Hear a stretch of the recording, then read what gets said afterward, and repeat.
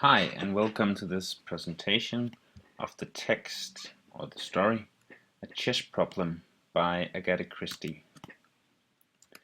In this story we have some characters, some main characters. We have the detective and his sidekick,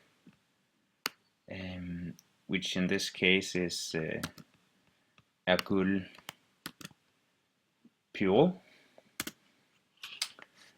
which is an old Frenchman, not modest, but very quick and clever, and really good at thinking out of the box.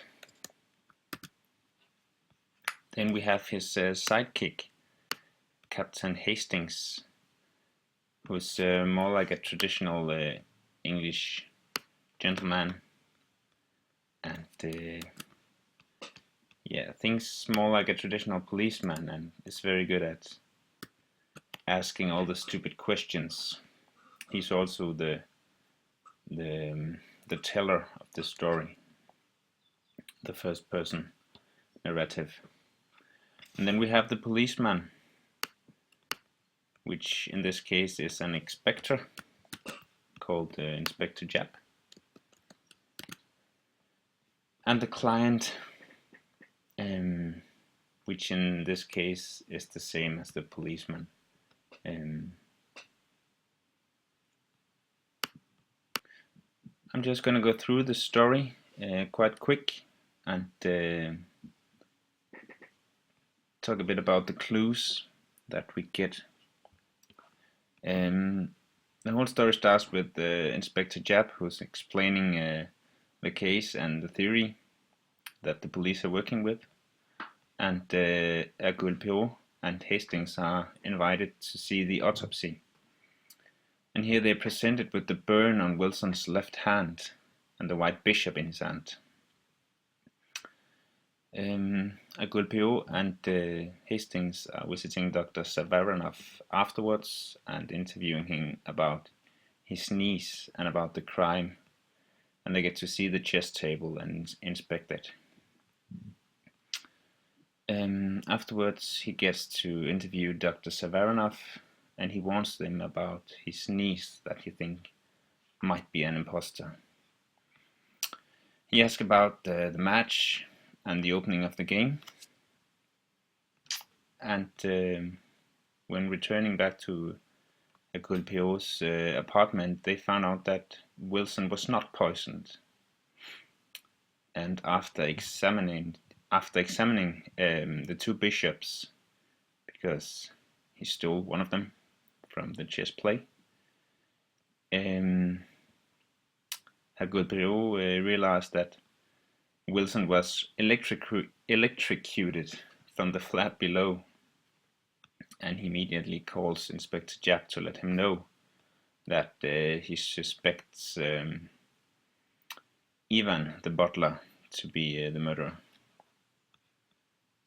After calling Inspector Japp, Hercule Poirot asks Captain Hastings for a book about chess, and he reads a bit in it, and then he realized that he'd made a mistake, and that the real murderer here actually is Dr. Savarinov himself, as he is an imposter, only trying to get hold of the money that the real Dr. Savarinov has inherited.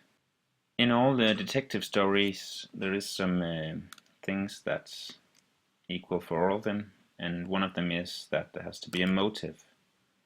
And the motive in this story here is greed for Dr. Savarinov's money.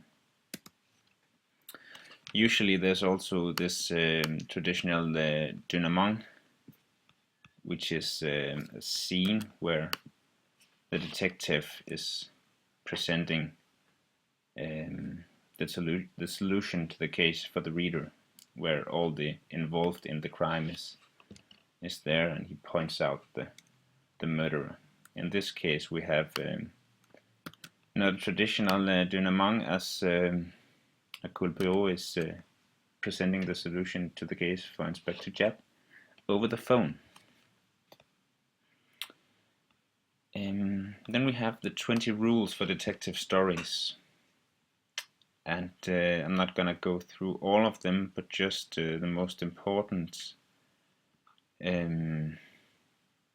which in this case, or in all cases, I think is the first two,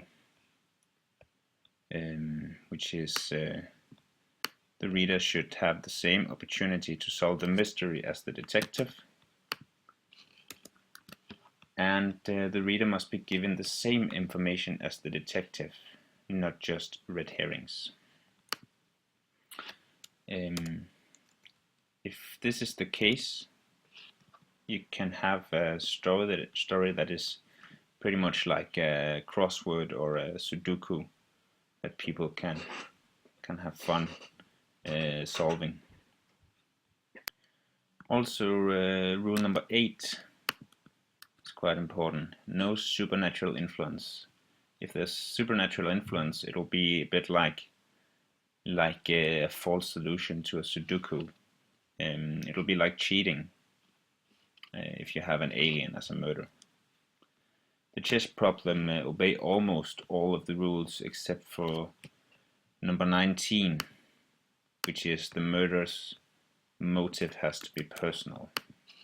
And as I said earlier, in this case, the murderer's motive here is money or greed. Right, that was a short presentation of a chess story.